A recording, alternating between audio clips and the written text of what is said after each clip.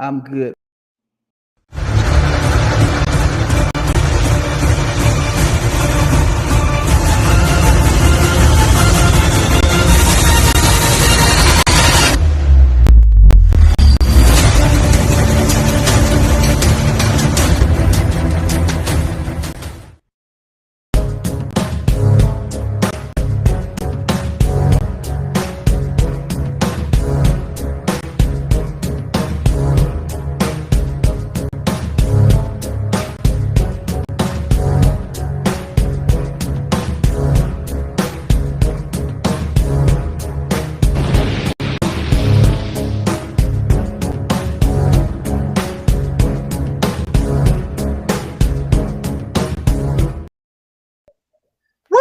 It's Tuesday night. We're doing our thing for the thousands in attendance and the millions watching around the world. And for Fufflepotamus, may he, God rest his soul. This is the Bama Standard. I am your host, Overhill Powerlifter, Justin Riley. With me, as always, is a living legend. Man, just go in Bryant-Denny Stadium, and you will see everything he's done throughout the years. The all-SEC linebacker, Mr. Marvin Constance. And then also, man, a legend in his own right, Mr. Stephen M. Smith from Touchdown Alabama Magazine. What's going on, fellas? Hey, what's going on? I'm good, man. It's Tuesday. It's daylight saving time Tuesday. Got some sunshine out. But, man, glad to have everybody here. Real quick, let's just go ahead and jump into your segment, Mr. Marvin Constant Chaos. I know every Tuesday we look forward to this segment most of all. What kind of craziness is going on in the world that you want to talk about today? I'm going to actually backtrack today because this is something that I wanted to talk about 2 weeks ago, but I didn't because we had a full panel. So I'm going to backtrack to this one. This chaos is courtesy of one of Georgia's own, Mr. Isaiah Wilson himself. Oh, Lord. How do you get cut from your second team 2 days after being in Miami? How does this happen? How are you standing on the top of your car with your shirt off, with your whole belly hanging out, when you're supposed to be practicing social distancing for the sake of your team? How are you a first-round draft pick and have been cut from 2 teams in 1 year, which is your first year in the NFL? How does this happen? It's got to be something straight out of, again, courtesy of the University of Georgia. Do you know how many people would kill to have the opportunity that he has to be a first-round draft pick and to be cut from 2 teams? I get it. He's still salty about the 2018 national championship game against Alabama. You still salty about 2019. All the things Alabama has done to you, but that shouldn't make you act like an idiot in public.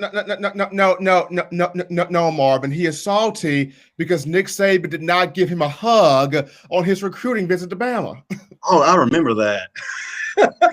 You're right about that. I understand why Nick did. Nick didn't want that bad juju rubbing off on him. My God. Man, that man was barely off the plane. He got fired. How did he get fired on the plane ride over? Second, he got fired on his day off. But how do you get cut that fast? You just got to Miami. You hadn't even drunk. The ice in your pina colada hadn't even started to melt yet. No, it was still fresh. I'm going to tell you what happened. Tua found out he was coming. Tua got him up out of there. Hey, Tua out of there. Yeah, man. I mean, but you know, when you talk about terms of having an opportunity and wasting it, oh my God. I mean, have you ever seen a first-round draft pick cut from 2 teams his first year in the NFL? So, you know, everybody always talk about Jamarcus Russell being the biggest bust ever. Clearly, we now know who the biggest bust ever is. The man who only made it 1 year. Yeah. Man, it's pretty hard to beat Jamarcus Russell, man. But Isaiah Wilson definitely made his case. Played multiple years. Right. 1 year, and now they talking about probably nobody's going to touch him again. I wouldn't. Would you sign him? For what? He better call Vince McMahon. Get on the XFL bandwagon. Man, forget that. He better call Chick-fil-A and become a manager. You know them burgers? Have his own what? franchise.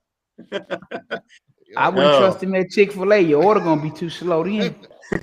Well, I tell you what, fellas, we have a guest tonight that is not a disappointment at all. He's a returning guest. Marvin, can you properly introduce the man we have on our show? Man, I don't even know where to begin. I mean, he's interviewed some of the most famous sports icons and famous people ever.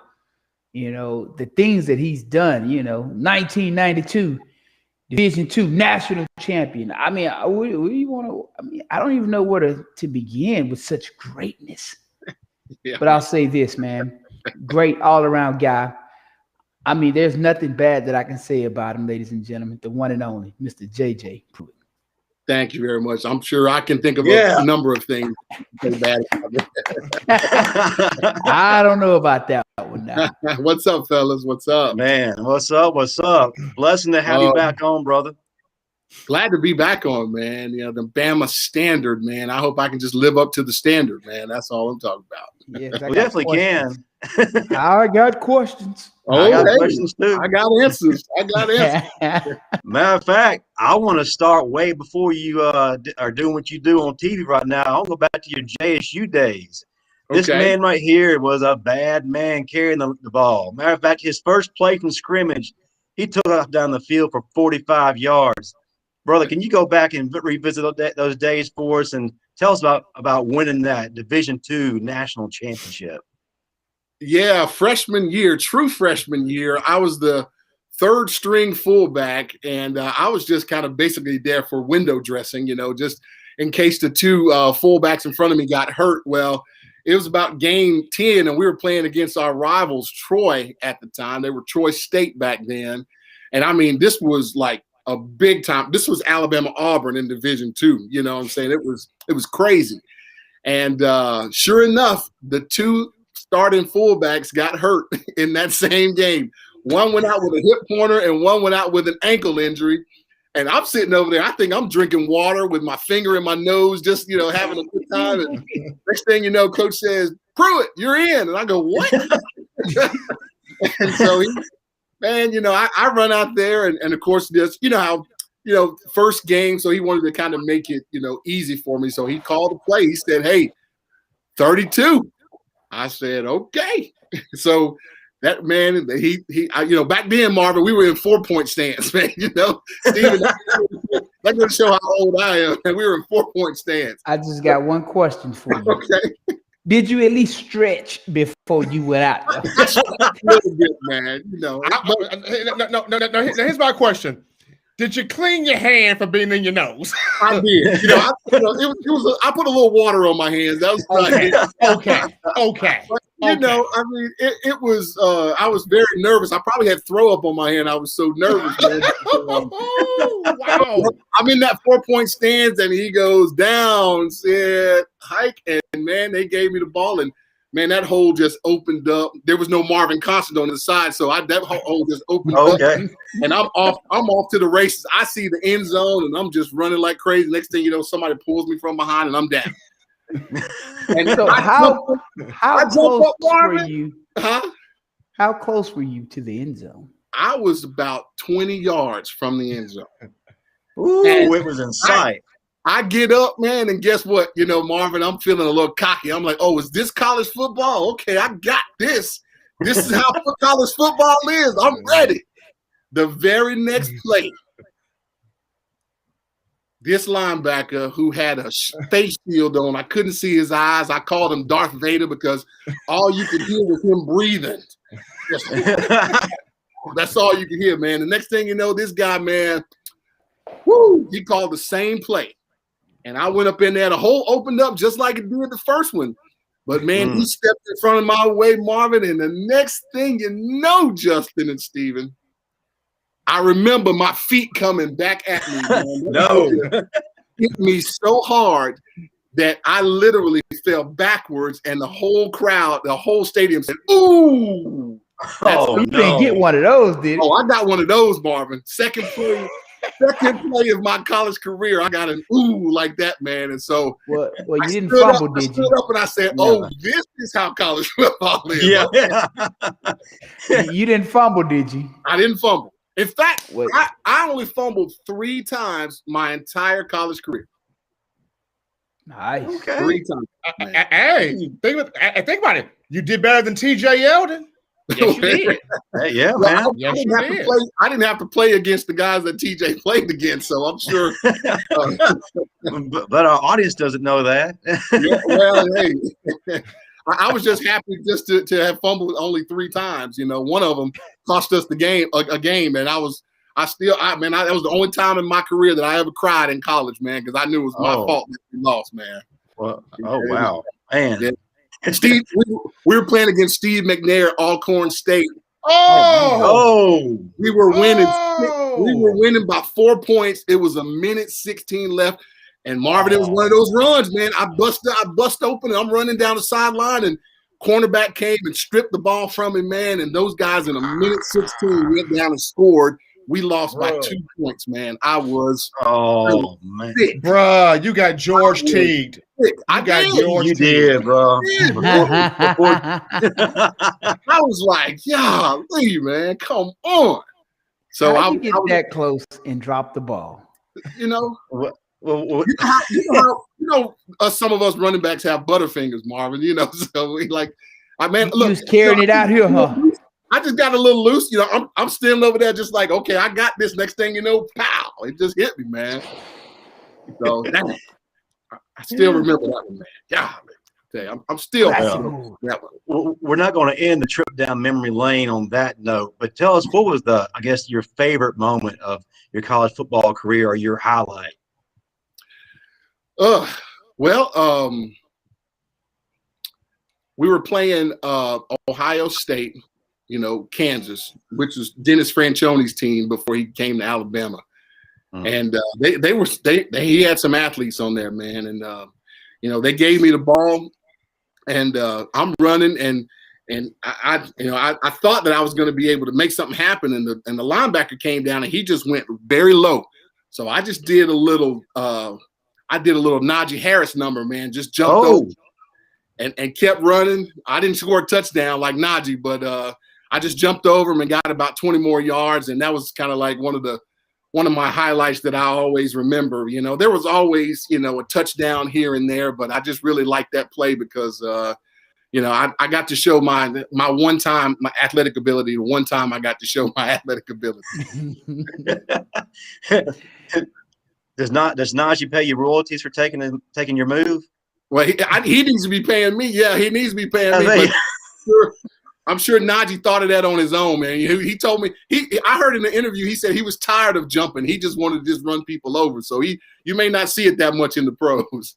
It's a lot more difficult on that level. Yes, sir. Yeah. Yes, sir. A lot of people don't realize that, do they, Marvin? They don't realize how difficult it is on that level. No. Listen, that level, man, you playing against the best of the best, man. Yeah. You talking about some guys, they jump just as high as you jump, so that doesn't work anymore. I know. Well, I want to transition into your broadcasting career. Of course, in your business, you know, all of us usually see the glamorous side of things, but nobody really understands the grind behind it. It's not really something that you do. It's something you called into because of all the trials that you endure, you know, before you officially make it. When did you feel like you were called into this position?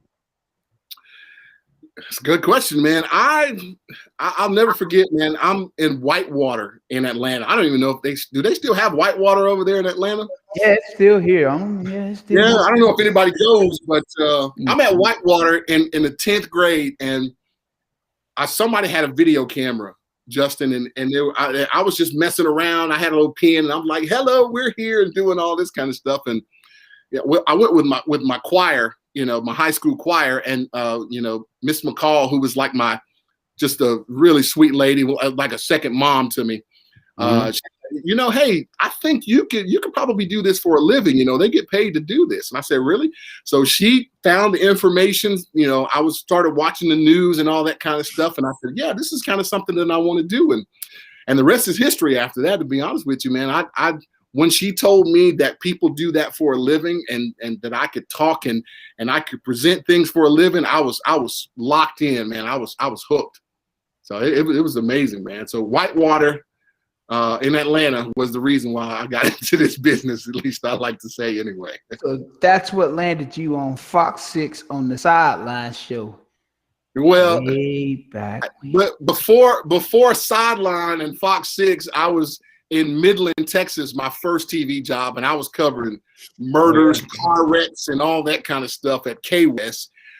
And Midland, Odessa is where Permian High School is Friday night. Yeah, I know that you were in the middle of nowhere, man. No, listen, I was in the middle of nowhere, but that was the first time and only time I have ever seen a 45,000 seat high school stadium.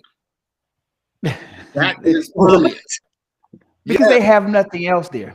They have nothing else, but when you hold on. Those people. What year were you there? What year? Oh, I was there from 94 to 95. So, with all those teams down there, do you think that those teams would have competed against our 1995 and 96 Central High School teams that were ranked in the top 25 in the nation every year, might I add? At one point, number 4 in the country. I'll tell you this, Marvin. It would have been some doggone good games, man. And the reason why they had athletes too, believe it or not. Texas, when you go to those towns, man, and that's all they got is football, man. They tend to bring it a little bit. But hey, need I remind you who I played high school for with? Listen, bro, y'all has a doggone great team, and I'm not knocking it at all, but I'm just saying. It would have been a great game. I'm talking about somebody would have won by 3 points, whether it had been y'all or them. I don't know, but it would. Remember when we played Robert E. Lee in '95 and they were the number 1 team in the country? Yeah. And we beat them in Tuscaloosa. Yeah. When they were the number 1 team in the country. I remember. Came to T-Town and took that L. Yeah. So again, I think old Midland didn't want no part in it. I would have given. I'll give it to y'all there, Marvin, because. I'm just gonna give it out of respect for you and that team that you were on. Well, not even that. Okay, you look at the guys who just went to Alabama off that team, from Kelf to Antonio Williams to Jason Jones, Terry Jones, myself. Right. I mean, Rashawn went to Southern Miss. Myron went to Troy. I mean, one of the linemen, I can't remember what his name was, he ended up going to Duke. I mean, and the list just goes on and on and on. Robert Branch went to Alabama. Randy Washington went to LSU. I mean, it was a lot of heat. Y'all definitely would have beat us. I'm going to tell you that. We were 5A and y'all was 6A at the time, but y'all definitely would have beat us. Y'all would have kicked our butts, to be honest with you. Yeah, next time you talk to Darius, ask him what happened when they had to play us in the playoffs. We got a quick question from your favorite audience participant, Mike Sanders, Marvin. They're asking if back in JJ's day, could you have tackled him? Of course. Mike, what are you talking about, man? Well, there's this picture behind me of me tackling Jamal Lewis. Deuce McAllister's also on there, and a few other great running backs. Hold on, Marvin. How often do you change the picture on that wall? Hey, don't worry about how often I change the picture behind me. I know last week it was a picture of Cody blocking his field goal. Exactly. Don't worry about that. Making him feel like you had a special place on his ball, but you just change it out according to who you guessed it. Okay, I got you. Let me say this. Man. Mike, I'm at the time I was in my peak shape. I was 5'10", 215 pounds. I'm sure Marvin could have tackled me very easily if he had hit Deuce McAllister and all of those guys. It wouldn't have been a contest. Yeah, I showed up to Alabama at 255. So Marvin, let me tell you this. My signature move was when you were in that perfect position to hit, I like to spin and it kind of threw linebackers off a little bit. But you're pretty strong, so that one arm, and I always like to go to their weak arm. So that one arm, you probably still could have held on to me, no doubt, and then brought me down. But I was able to spin away from a lot of guys just by doing that spin move as soon as we made contact, and, so that you couldn't get that perfect lick that you thought you were going to get. So well, the hand didn't work because I got these real long arms. Yeah. So spin moves didn't work too well. I know. That's what I'm saying. Like, these guys, man, you 6'4". What was your weight in high school, man? I played at 250 in high school. See, you're 6'4", 250. I'm 5'10". I think I was 204 when I was in high school. So, man, 50 pounds, anybody will tell you that makes a difference, man. I'm going to tell you. When I left high school, I was benching 460 and I was squatting 600 pounds. I think I was cleaning something like 405. Yeah, it wasn't fair. And I wasn't. I wasn't. Hey, Marvin, Mike is calling you out on those pictures too, man. He's agreeing. Last week it was Cody. Hey, man, you got your revolving pictures thing, man. Okay. Well, I guess you had to see what I put up next week then. Well, if all goes to plan, it's going to be incredible. I'm happy that he's got all those pictures to rotate, man. That's awesome. I mean, but one thing, he gonna stay consistent with that 4'5" though. He gonna stay consistent with that. That's never that doesn't move. Now. That doesn't move. No, that stays right where it stays. Yeah. Marvin, I want to know the rotating helmet. Hold on, I got it. No, for real, I got it. So the 4'5" is Nick Saban, and the other pictures all the assistant coaches just rotating them in.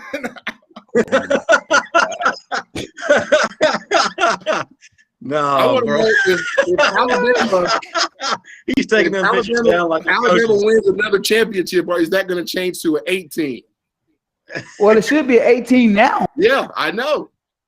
So, I mean, come on now, Marvin, get your memorabilia up today. Justin, presents. You don't even have a poster on your wall, so I don't. I mean, I'll probably just add another one beside it. But literally, I got a closet full of pictures with all types of Alabama stuff in there. People have given me so much over the years. Like, I have enough to where I could just fill room upon room upon room with stuff. So, yeah, I got you. I believe it. All right, well, back to your career, JJ. They say it takes a village. It takes people pouring into you, investing in you to make it in your industry. Who was pouring into you in the beginning? I'm gonna tell you, man, Rick Carley. When I got to Fox 6, man, and I started doing the sideline and doing a little bit of sports here and there and features on the morning show, Rick Carley and Janice Rogers probably were the first two that really sewed into me. But Rick Carley I'll never forget, man. I would always have lunch with him because I was in the sports office, and he was just like, hey, listen, man, he said, this is not rocket science that we do. He said, but there's 12 million people in New York City who don't know who the heck you are. So don't worry about it if you mess up. And I said, okay. So I took that. I remembered that. And he said, but just know, he said, that you can do this. You just got to get good at it. Watch people. He said, take a little bit from me, take a little bit from Mike Rada, because Mike Rada was at our station at the time. Yeah. Take a little bit from Sheldon, take a little bit from Dub. All four were there.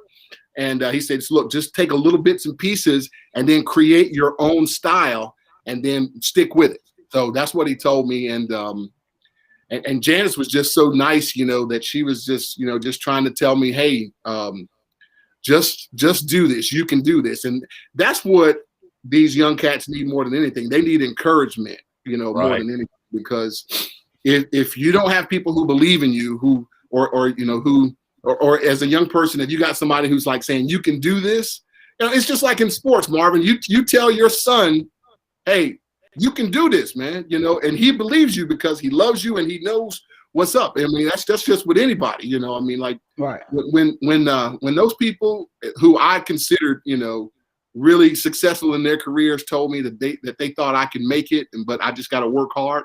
I just rose to the challenge and just tried to do my best to do it. Now, I got a question about these interviews. Okay. What is the most awkward interview you've ever done with a celebrity? That's a very good question. You remember, gosh. And don't hold back, because I know a lot of these people are weirdos, because I'm friends with a lot of them. They are truly weirdos. And I tell them today, man, you are being weird today. God, some of these guys are truly weirdos, man. Do you remember the Braves when they were going to the World Series? You know, Smokes and Glavine. Maddox, Smokes, all them. Oh, listen, you know, we're sitting there they won the championship, you know, I mean, won the Major League Baseball. And we're in the locker room and everybody's celebrating, man, and everything. So we're just trying to grab some interviews as quickly as possible, you know, and it's me, Mike Dubberly, and a guy named Mike Tucker, that was the photographer. So we walk up and we go up to Jeff Blouse and we go, hey, Jeff, can we talk to you for a second, man? And he's sitting there in just his jockstrap, and he's smoking a cigar. And he stands up real slow, and he goes, "I got to go take a crap." And I'm like, okay. I'm like, all right. I'm like, wow, you know. And, you know, we're sitting there. The guys they all just want to celebrate, man, you know. And I'm being PG. He didn't say I got to go take a crap. You know, he said the real word.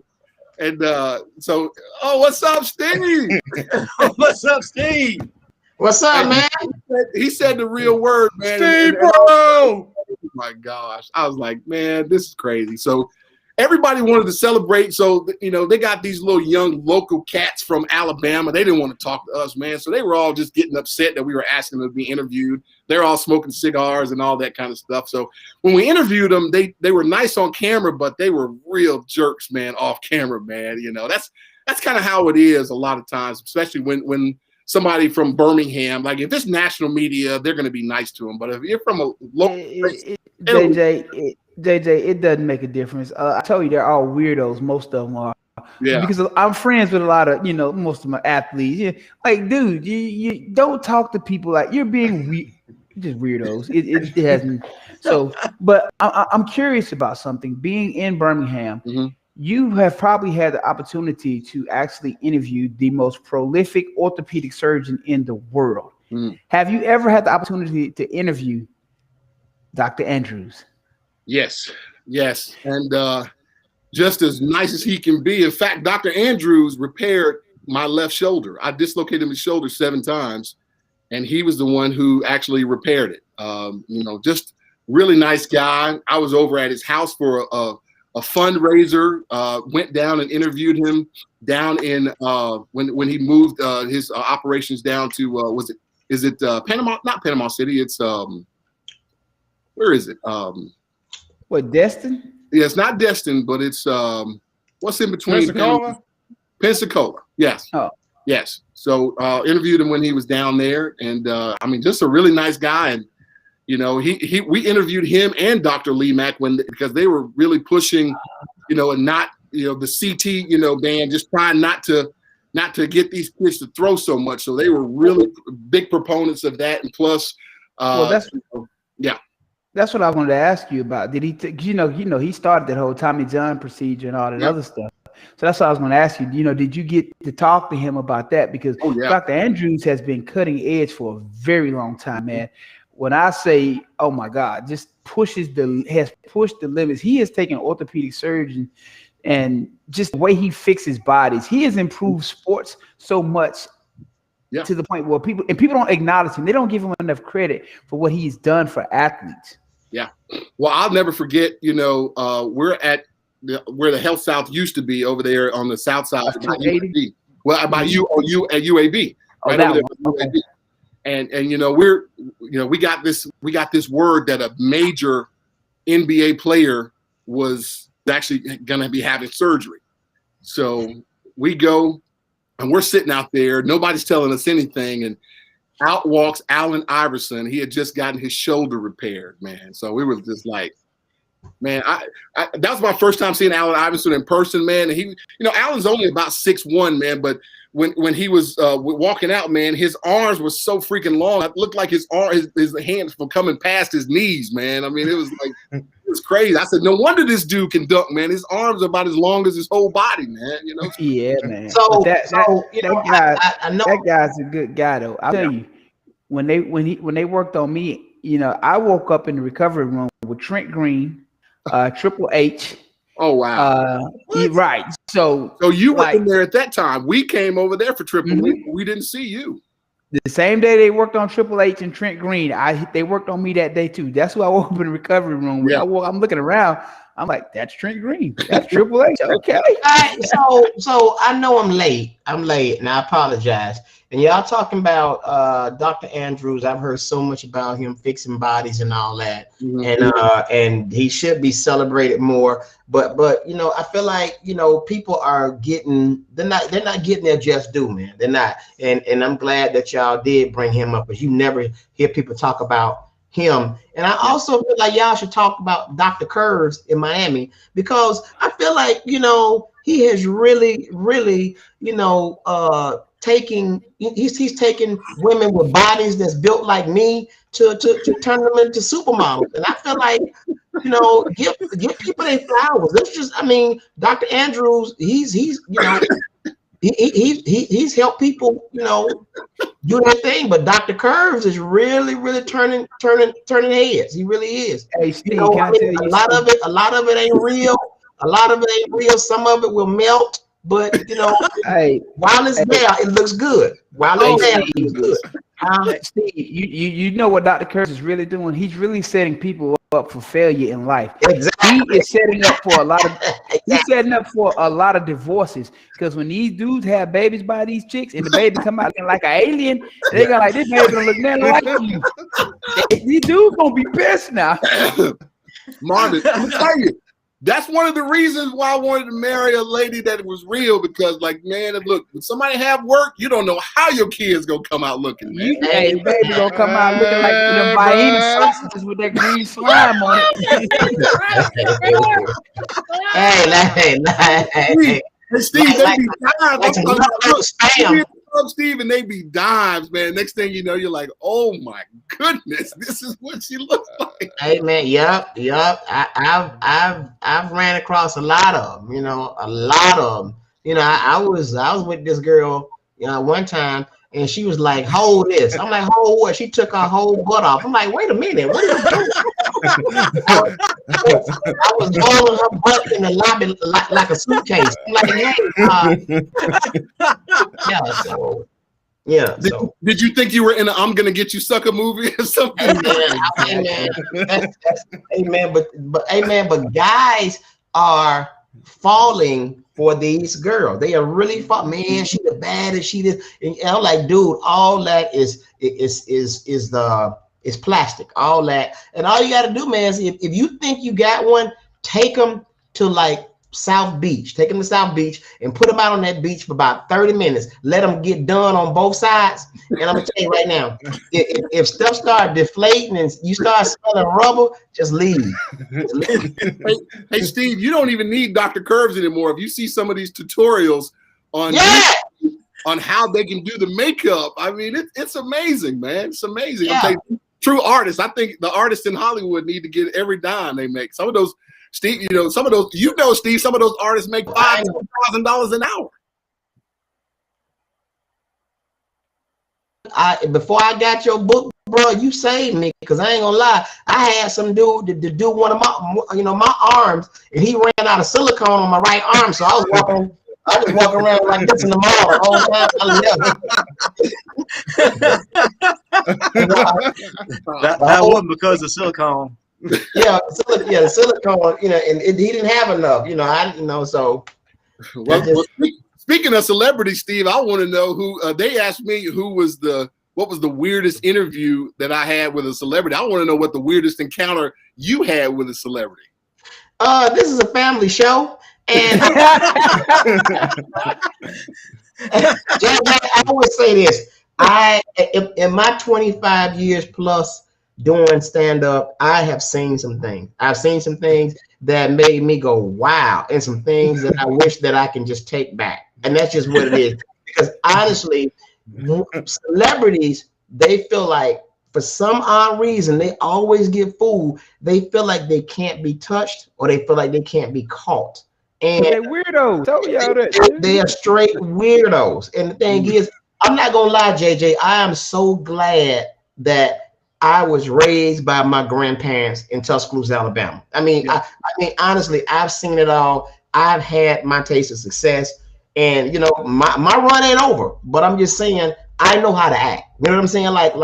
Honestly, I'll put it to you like this. I was the comedian's comedian. Like, for instance, if the limo came to get us, I would get in the limo and get in the front and try to drive as a prank because I already knew what was going on in the back. You see what I'm saying? So it's all types of stuff. So it's like, man, you know, and then see another thing, I really didn't fit in because I don't drink, I don't smoke. So, you know, everybody's doing everything. You know, I've been to parties where they just scared the living crap out of me. Like, I was at this one celebrity's house party, having a good time. Then they cut on I think it was a red light or something. They called it something. And they had a tray. Every drug you ever want to get on that tray. People just pass. It's like hors d'oeuvres.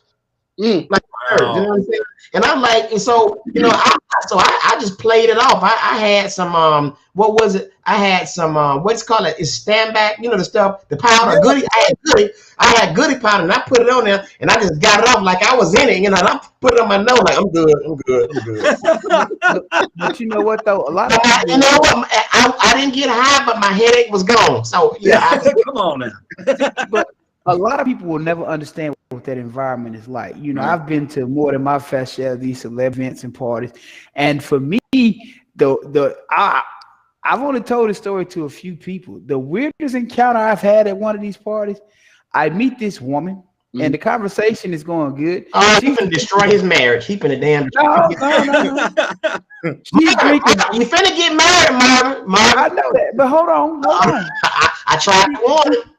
She's drinking vodka, right? And I'm thinking, okay, it's cool. Her friend walks up. Her friend's like, hey, you want some HGH? So they over there roofing themselves. I'm like, okay, it's time for me to go. Y'all over here roofing y'all own self? They pouring HGH in their own drink. Wow. Like, it's time for me to get out of here. Wait a minute. Of all the things they put HGH? They were roofing themselves. I'm like, yeah, I don't know what's about to happen in here, but I'm not going to stick around and find out. Were they trying to get booked like you and Steve and Justin? I don't know. See, I'm gonna tell you, I don't even know what that is. I don't even know what HGH. That's what I'm saying. I'm so green. When I tell you, when I'm on the road, I'm like, it's. I do the venue, I'll take pictures or whatever, and this and that, and I'm back to my room. I just made a living of just not hanging out. I just don't do it, you know. And my thing is to protect myself.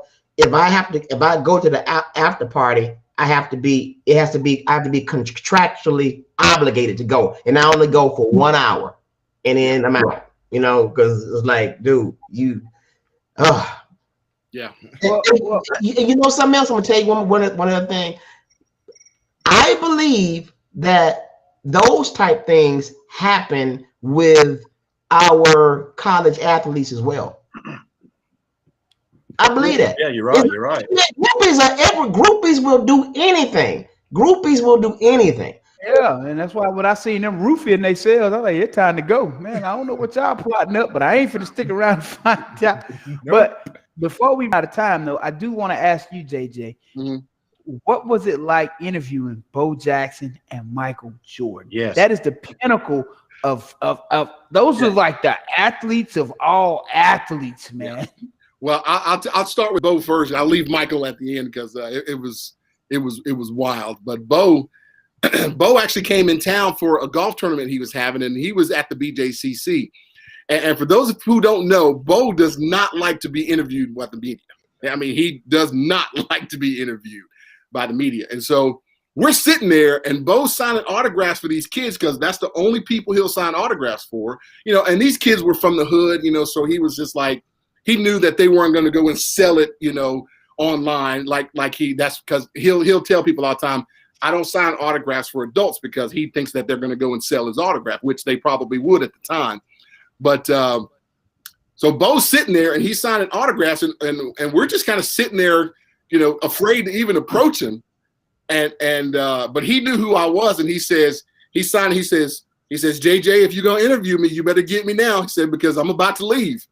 And I said, okay. I said, okay. So we go up and we start interviewing him and stuff, and it was really cool, man. And true enough, when he was ready, he just walked away. We didn't get a chance to ask another question. I think we had like 2 minutes with him, and that was it.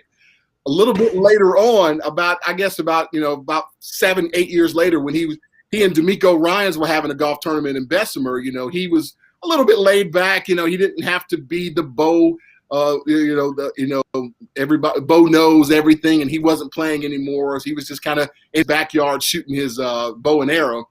So he was a little bit more laid back at that point. So we were able to interview him a couple of more times, and he was really cool. Huh?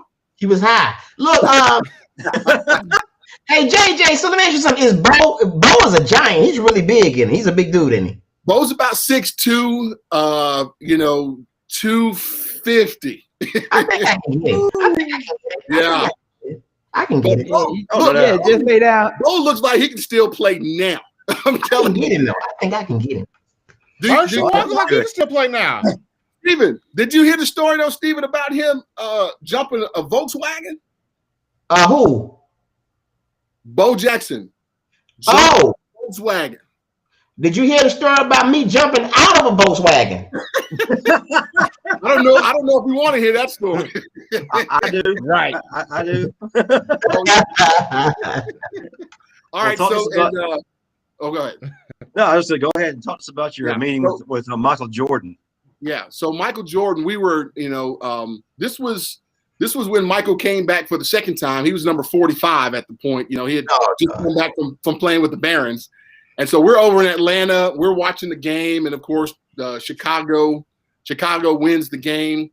And we go back to the locker room, where everyone is. And, we see Dennis Rodman. We see, was it Jason Williams? Yeah. Yeah. So was it Jason Caffey? Jason Caffey. Yeah. Jason played for Bama, didn't he? Jason played for Bama. Yeah, he did. Yeah, he played for Bama. So Jason Caffey was in there. So we were just like, hey, surely the Alabama guy is going to talk to us. And we said, Jason, can we talk to you? No, man, I'm busy. He's out.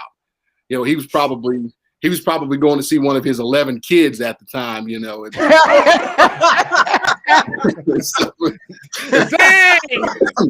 So we were just like, oh man, the Bama dude stood us up. So Dennis Rodman was kind of, I guess he was going to see Carmen Electra, so he was kind of busy. He was like, I don't want to talk to guys, I know. So here comes Michael Jordan. Michael Jordan comes out, and mind you, it's about 30 or 40 news people from all over the nation. I'm talking ESPN, CBS Sports, NBC Sports, everybody nationally.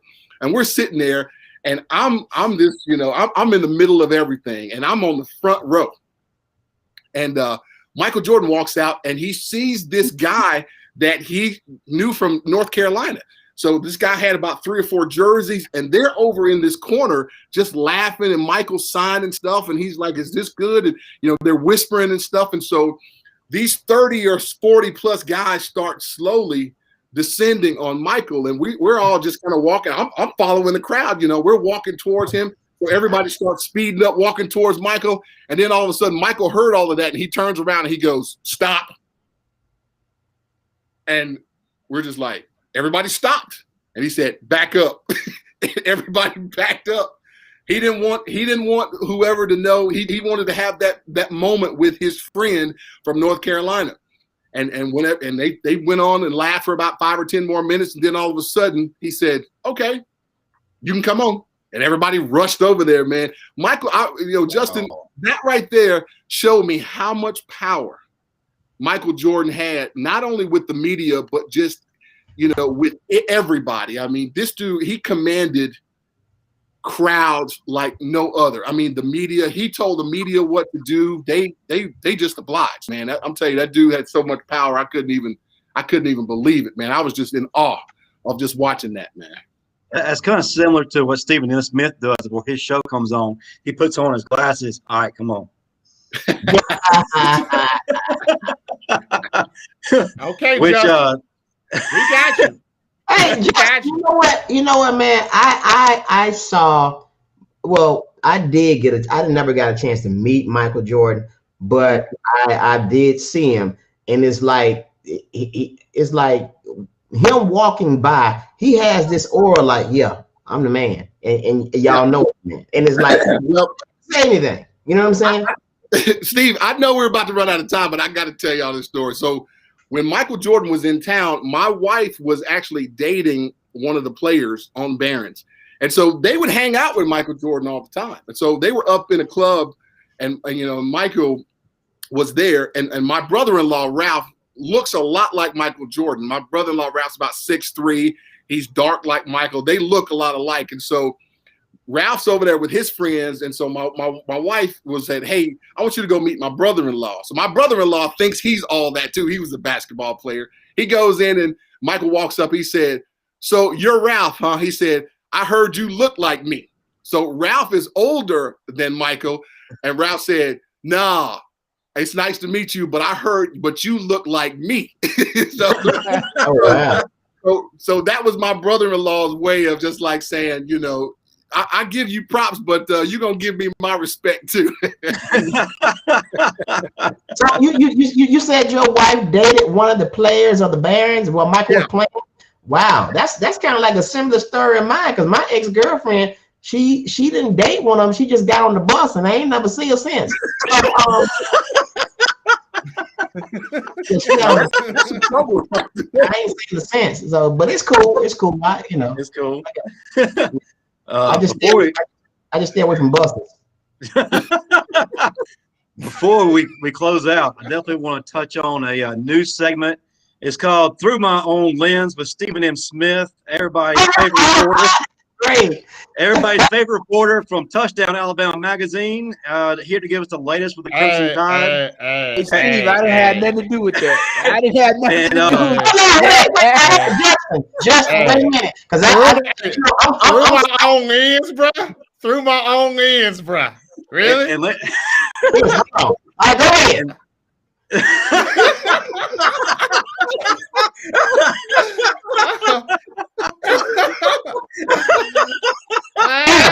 Marvin, let me adjust. Hold on. There we go. Yeah, there we go. All right.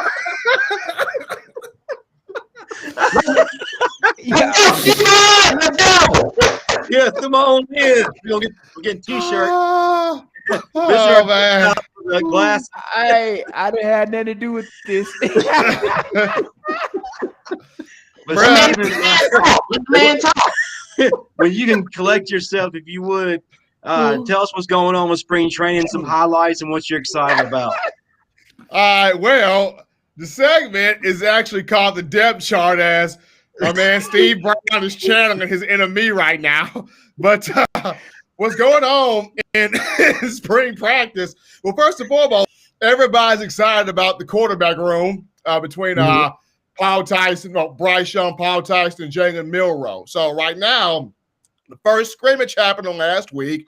Bryce Young actually threw for 4 touchdowns. So these were all in situational moments. So, you know, Coach Saban would put the ball on the 10-yard line, he would drive and score. They would put the ball on the 15-yard line, he would drive and score. Basically, the defense dominated the scrimmage because you weren't driving all over the defense, but in situational moments, you know, Bryce Young showed what he could do. So right now the question is, does he start? And to me, I feel like he has to at this point because of you got to see, is the magic for real, right? You have to see, is it real? Because people are tired of hearing, you know, he's magical, he can make plays, he's just like Tua, he can do this and that. People want to know with their own 2 eyeballs, is this for real? Or 4.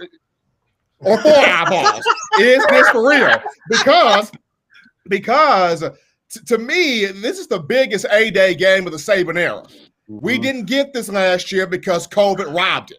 Mhm. So now you're going to get a chance to see, with all 4 of your eyeballs, for those who wear glasses, you're going to get a chance to see, is this the real deal or not when you, when you look at Bryce Young at quarterback. So to me, you have to start him because if you don't, you risk losing him. And that is one guy that, you know, to me, I'm going to tell you something. Coach Saban never wants to be in a situation where he feels like I failed, right? Because you get a guy like a Bryce Young, that type of talent, it's not just the fans that want to see him do well. It's the coaching staff. Because I kind of equate this to the NFL in the sense of you can draft a quarterback between the 3rd and the 6th round, and that quarterback doesn't work, you can go, hey, that's a mulligan. We drafted him in the mid rounds. He was not a high tender, not a high tag. We didn't lose a whole bunch of money. But if you draft a 1st-round quarterback, respectively, at the top 5, the top 10, you know, pick in the 1st round of the draft, now you're looking at Big 10 to big tag, big money, big capital. And if you whiff on this, you might not have a job as the GM or as the coach. So it's the same thing here in college football. Saban sees, hey, we got this 5-star kid here. You know, he didn't play last year because of COVID or didn't play much last year. Now we got to see what we have. But we got to get.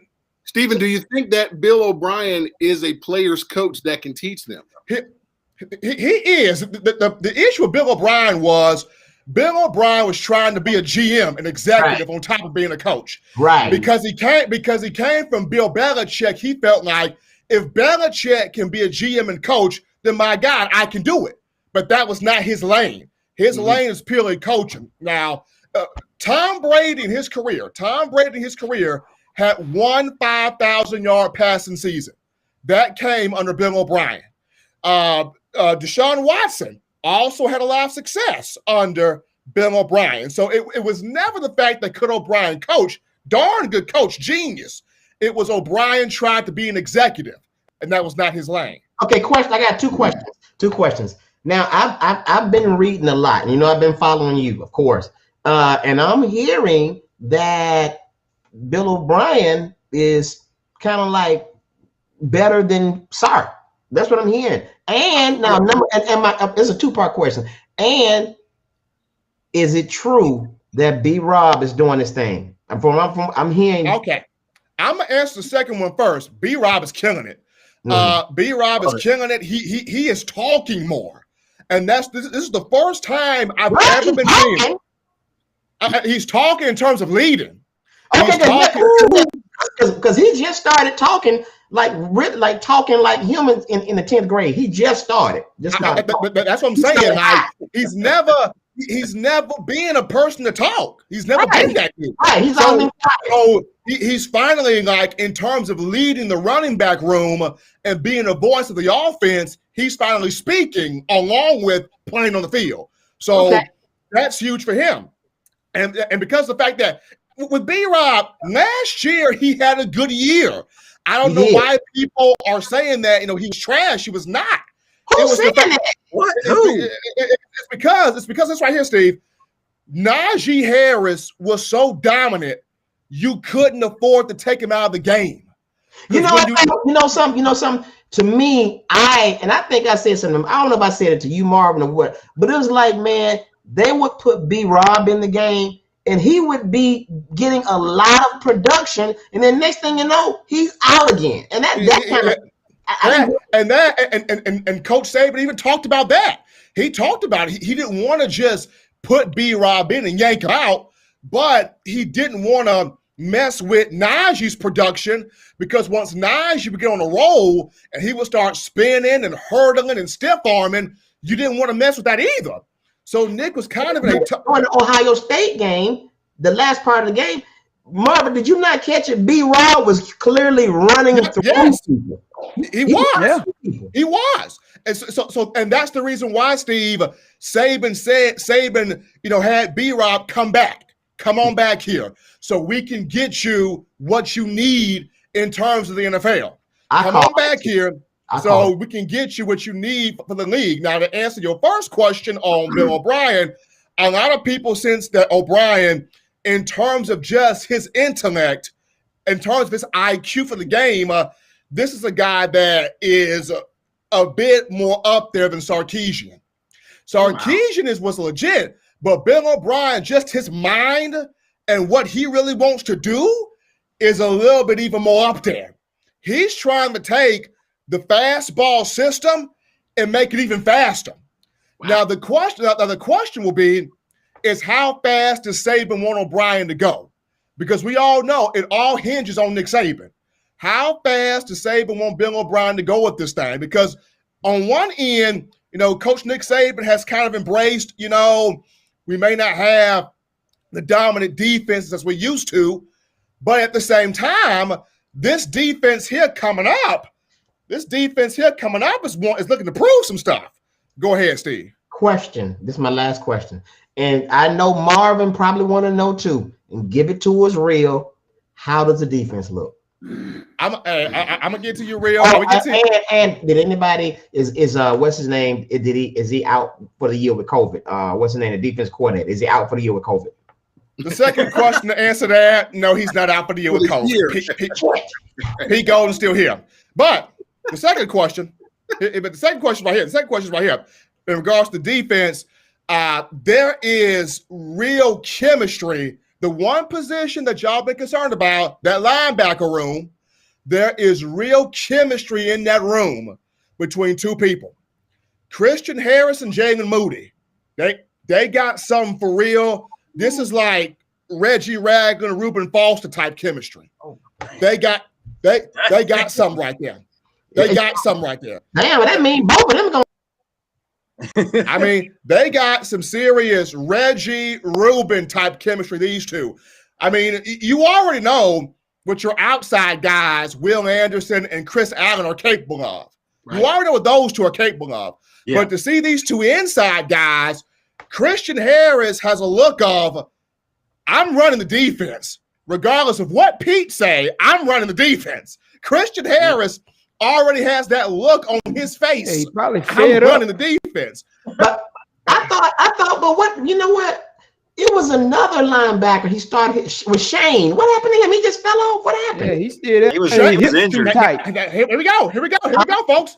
Shane Lee is actually making a resurgence. Oh, the first scrimmage, he looked good out there. Was he still fat? What does his lateral movement look like? Because his hips were tight. I'm gonna say this: he done hooked up with our Dr. Matt Ray, our Dexter's Laboratory of Speed, and Dr. Matt Ray has got this dude flipping and moving. All right. Flipping and moving, smooth, quick, real quick. Hey, Steven, do you know a lot? Do you be on the damn field while they practicing? How do you know so much? I mean, he can see through the gate. Steve, I'm gonna say this, Steve. I got people I know that are there, and they watching this. Now, if I was there, you can see through other people's eyes, is what you're saying. Hell no. If not for this virus, I would be out there myself. And y'all know I would be out there myself. But because I can't be out there myself, I got my people out there. I got you. Steve, he's out there. He's dressed out. He's dressed out. We're going to change his name to Blank Man. So it's fair to say that the defense is really looking good. It's fair to say that. Now, I will add this. I feel like Bama is one lockdown cornerback away. Hold on. Time out. Defense always look good in practice. That don't mean nothing to me. When you're going against an opposing offense under the lights, though, what are you going to do? Because again, defense always look good in practice. Marvin don't believe in Golden. He don't. I'm gonna say this. Marvin. I'm gonna say this to Marvin. Last ball. So here you go. Since 2017, think about Marvin. Since 2017, ever since Bama got Tua in here, everything switched to offense. Think about that. ever since Bama got Tua in here, you got Najee Harris, you got the 4 horsemen at wide receiver with Judy, Ruggs, Smitty, and Waddle. Everything switched to offense. So that ain't got nothing to do with the defense playing against other teams. But I'm saying, listen, man, I hear what you said, but listen to this though. Oh, you are only as good as your last few performances. but Marvin, but look, hold on. And what I'm thinking about is Alabama versus Florida. Florida exposed our defense in ways you cannot imagine. So you ain't telling me that Pete didn't recover from that ass whooping that fast. I ain't buying. I'm gonna say this though, but Marvin, look at this. I'm saying, look at this, Marvin. Nick sat there and said for the last 4 years we gotta outscore him. Yeah, he did. Now he didn't say he gonna let officers put their foot up our ass either. But now with that talent you done lost to the draft, you got more defense than offense. So it is set up to where now you can stop people. Okay, last thing before we go. Man, what was I gonna ask? Okay, so what's your prediction of seeing the team against us in Miami? Steve, anybody ever tell you built like Ram Man? Who, me? Nah, Steve Brown. You Ram Man. He man, that little stout shoulders and that big head. I got page 10, 11, and 12 of your book will have people looking like this. On that note, as we close out, I'll remind everybody to tune in next week for the special interview. None other than your own Steve Brown will be the headliner. Yes, man, the headliner. What? Hey, don't ask me nothing because I'm gonna tell it all. And he will. Marvin, real quick, how's the book doing? How can we get our hands on it? And tell us something else good about it. The book 40plusstrong.com, baby. 40plusstrong.com. I mean, the book's doing what the book does, man. So, I just want to thank everybody who's taken the opportunity to actually use the programs that are in the book and just seeing the results that people have gotten, man, and how much changed their lives. So no matter what your skill level is, there's a 6-week workout program for you in that book, whether you're beginner, intermediate, middle of the road, or if you're at the top of the food chain. That's what's up. I forgot. Marvin inspired me, and I got a book as well. I got a book. I'm selling these stolen Bibles from hotel rooms. I got all covered. This one right here. It's from the Moonwinks in Tuscaloosa right here. The Moonwinks. Oh. Is this more? He didn't do the Moonwinks. Yeah, so I got these. I'm selling these. So yeah, I just wanted to let y'all know.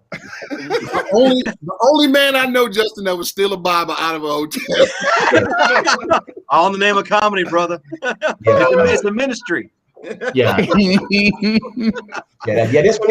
one is from the Moonwinks. Yeah, that one from the Moonwinks. Yeah. You get a tetanus shot too while you was down there. Yeah. The Moonwinks. You don't like living. Don't say that, bro. You messing up my distribution. Don't do that. That's all I want to talk about. Yeah. Well, JJ, I really appreciate you coming on. We all appreciate you joining us again, man. Your family, and we love having you here. Real quick, tell us what's next for you, but also, if you would, touch on a little bit of the Dannon Project. What's next for me is I just got to go to work tomorrow, man. I'm just doing we're just doing that work grind right now. But the Dannon Project is a nonprofit that my wife and I co-founded about 21 years ago. We help people coming out of prison with reentry services. It has expanded to young mothers and young fathers with jobs to stop the recidivism rate for people going back to prison. It was named after my youngest brother, Dannon, who was killed by a good friend of mine that I played football with in high school. And we've taken a tragedy. We tried to take a tragedy and turn it into something good by giving people a second chance. And so if you guys want to know any more information about it, go to DannonProject.org, DannonProject.org. And Dannon is spelled just like the yogurt. And then you guys can figure what's up. Man, you know what? That's touching. You know what I'm going to do? For that, I'm going to give you this one. Now the book of Genesis is missing, so you got to start in Exodus, but I'm just saying. Yeah, the book is Steve, I don't want any book that doesn't read that and God said let there be light, man. If it ain't in a couple of phone numbers in here too, so you can call them. They just Jesus. One of them, one of them. Yeah, so I'm gonna give you this one, yeah. And if you wish to Hey, say that website one more. Is it how we can get in contact with it again one more time? It's DannonProject.org, DANNON. You know, you can look up the Dannon Project on all social media and stuff. It'll take you to it. That's what's up. That's what's up, man. Nice. Appreciate you sharing that with us, man. That's one thing I definitely wanted to get on when we spoke tonight. So, yeah, absolutely. Ladies and gentlemen, stay tuned for next week. We're going to have a huge show. I got something in the works. It's probably going to be the biggest thing. Definitely want to tune in. JJ, welcome to come back for this. So, but anyway, thanks, guys. I appreciate it. Had a great time. And remember to visit the gift shop to buy Steve's Bibles. Have a good night, guys. Yeah. Roll Tide. Roll Tide. Yeah. You go